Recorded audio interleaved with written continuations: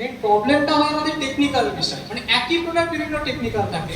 তো আমি কিছু টেকনিক্যাল জিনিসগুলো একটু বলছি, যেটা আমি নিজে বোটানি নিয়ে পড়ছি তো না, সেই বলছি। জানি আপনারা আমার থেকে বেশি জানেন, কিন্তু মানে আমি টেকনিক্যাল দিকটা একটু মানে আলোকপাত করার চেষ্টা করি।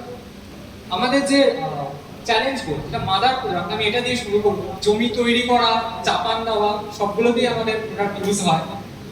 এখানে মেন যেগুলো কম্পোজিশনের মধ্যে আছে, জিব্রেলিক অ্যাসিড। গাছের ওভারঅল গ্রোথের জন্য জিব্রেলিক অ্যাসিড ইউজ করা হয়। একটা ফাঙ্গাস থেকে তৈরি করা হয়েছে, যে ফাঙ্গাসটা কিন্তু মানে গাছের ওভারঅল গ্রোথ এবং সেই যে এক্সট্রাক্টটা হয় তার জন্য খুব ইউজফুল। এবার নেক্সট যেটা আছে সোডিয়াম ডাইকটাইল সালফোফোনেট। এই যে প্রোডাক্টটা আছে, এটা কিন্তু ওভারঅল গাছের যে জল ধারণ ক্ষমতা বা জলটা শোষণ করার ক্ষমতা, সেটাকে কিন্তু বাড়িয়ে তোলে। এই জিনিসটা যদি গাছ যদি বেশি পরিমাণে সেই মিনারেলগুলো নিতে পারে, তাহলে কিন্তু গাছের ওভারঅল গ্রোথটা বেশি হবে। সেই জন্য আমরা কিন্তু গাছের যখন দেখি যা স্প্রে করি, পাতায় স্প্রে করি। পাতায় স্প্রে করি কেন? গাছের পত্ররন্ধ্রের মাধ্যমে, যাতে সেটা সহজে গাছের কাছে উপলব্ধ হতে পারে। এই প্রোডাক্টটা কিন্তু সেটা গাছকে সহজে এনে দিতে সাহায্য করবে। এবং আছে ফাইন সিলিকা, যেটা আমাদের প্রোডাক্টের মধ্যে আছে।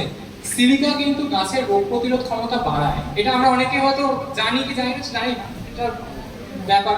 কিন্তু সিলিকা কিন্তু গাছের রোগ প্রতিরোধ ক্ষমতা ওভারঅল বাড়িয়ে দেয় এবং গাছের জল ধারণ ক্ষমতা বাড়ায়। এবং টোটাল এই প্রোডাক্টগুলো যখন মাটিতে মিশে যায়, তখন মাটির সেই পোরোসিটি, মানে যে মাটির যে ছিদ্র থাকে, যেগুলোর মধ্যে জল এবং মানে জলকে ধরে নিতে পারে কাজ, সেটা কিন্তু বাড়িয়ে তোলে, পোরোসিটি বাড়ায়।